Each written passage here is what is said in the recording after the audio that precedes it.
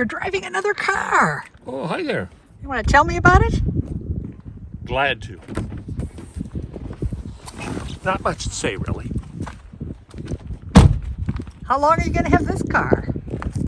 2.5 days. Have to Oh. pay for 3 days, but that's the race. This is a Grandland X model, and it's an Opel. Now, why there's a Z for Opel? There's not a Z in Opel. That's Lightning, not a Oh, Z. that's what. But it's always confused me a little bit. Yes, I 'Cause agree. They hardly. I just noticed it has the Opel right there. Yeah. But generally, they don't have it anywhere. It's got the EcoTech engine, but we'll talk about that too in a moment. It's a bigger car than I thought we were going to be renting. But that's, You were hoping for a Fiat Panda, I suppose. Yeah. Well, kind of. It's not the. I didn't reserve an Opel. I think it was something else. It was a small Seat, but I thought maybe they'd substitute the Panda or something. Instead, they gave me this big car, which is good because we're picking up Roger and Gail at the airport. Very short time. We're going to have 4 people in this vehicle. Yeah, 4 people in their luggage. And all our luggage, right? Because we're going directly to the airport. We'll still have ours. Then we go to the hotel. So it'll work out great that way. Yes. Well, there's 2 things come to mind with Opel. Yes. One is that Z, or lightning, whatever, bolt of lightning. But when I think of Opel, it reminds me of a guy I worked with who had an Opel back in '69. Uh-huh. He was Munson was his last name. I can't remember his first name. But he was the assistant meat market manager, and he had an Opel. Those Opels that they sold in the U.S. back then were pretty small. Uh-huh. Because somebody decided to play a little practical joke on him and his Opel. Yeah. Because they were not a common car. And I think it took 4 people, but they went out, each person on a corner of the vehicle, and they lifted the vehicle up. Oh, my gosh. Yeah, right off the ground. Stuffed some milk crates underneath it. So when he came out to go home, it was all 4 wheels were off the ground. Lovely. He didn't think it was funny. I don't know. That Munson guy, he was too straight-laced, I guess. I mean, I saw some humor in it, and I wasn't, by the way, involved anyway in the not at all. Nothing. I had nothing to do with that. I heard about it second, third hand, fourth hand, something. You didn't see it? No. I want to talk about that engine, though. The engine, okay. And that leads to other things. But this has Okay. got a 3-cylinder, Okay. 130 horsepower. Well, we were coming up here. We went up a 9% grade. It went flying up it like it was nothing. There's no lack of power here. Uh-huh. I mean, there's just 2 of us in it, but I mean, it's got so much power for a 3-cylinder. But now it's gasoline. It's got a turbocharger. Okay. This same engine, it's a 1.2 liter. I think there's 3 different versions of it. I mean, it's the same size engine, but I think the one without the turbocharger is like 75 horsepower, and then there's 110 horsepower with the turbocharger, and I think this is intercooled turbocharger or something. I don't know. Anyway,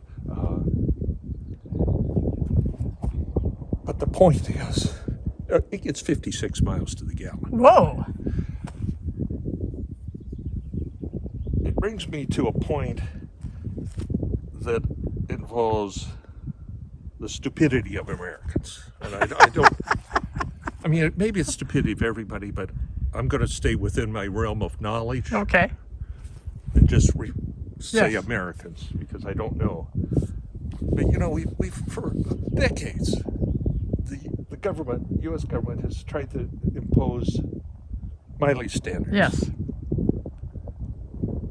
And people, oh my God, no, I won't have enough power on my blah, blah, blah, blah, which is just ridiculous. This is proof of it. Yeah. You've got a 56 mile per gallon car. It's got more power than, I mean, it's more than adequate. Now, you know, there's lots of ways to make a car more fuel efficient. I mean, tires. There's tires that make a car more fuel efficient. Right. Now, those tires cost more than our normal tires. Yes. The turbocharger greatly increases the efficiency, but there's an upfront cost. Yes. But if you tell somebody, well, your new car model is going to cost $3,000 more, but it's going to save you $5,000 in gas costs over the next 3 years. Oh, people go, no, I don't want that. I don't want that. No. I don't want to pay $3,000 more. They're just stupid. I mean, it's just pure stupidity. It is a very comfortable car. I don't want to. I don't want to get into politics. I'm not going to get into politics at all. But the last time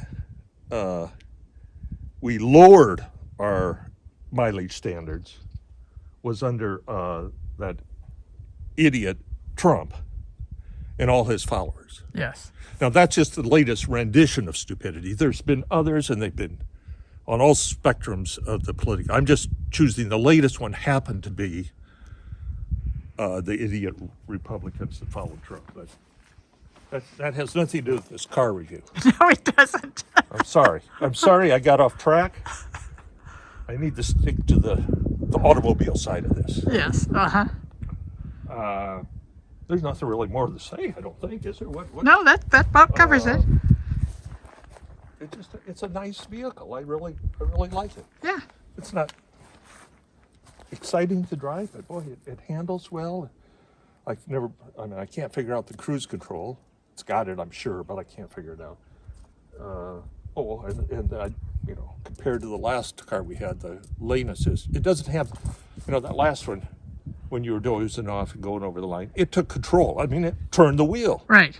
This one goes, meep, meep, meep, meep, meep, meep, meep, meep. Well, it wakes you up, doesn't it? And it doesn't do it when you hit the line. It does it before. I'm intentionally getting close to the line. Leave me alone. That's where I want to be. Yep. But Yep. So there's a few things that bug me about it, but in general, it's a nice car. It's a nice looking car. Yeah, I would agree. The other thing, I should give you a little bit of information on the Opel. This is now Opel. I think for 90 years was owned by General Motors. Yes. Since 1929, they bought a partial, and by the early 30s, pre-World War II, they owned the company. Now it's owned by Stellars? No. I don't know. I'll put it in I'll put text That in the company video. that owns Citroën, Fiat, Chrysler. The Opel is part of Vauxhall. Probably not saying that the British way, but the one sold in Britain, as well as Alfa Romeo. Yeah, that one. Maserati. I mean, you can go on and on. There's about 50 different car brands that they own now, but they just got this one in 2021, I think. 2021, you were saying. Yeah. So it's only a year they've had the Opel brand, and this one. This model is assembled in 3 places. It's France, Germany, and Namibia. Anyway, what it used to be. Anyway, it's down there by South Africa on the northwest of South Africa. But the engine is only manufactured in France, Citroën.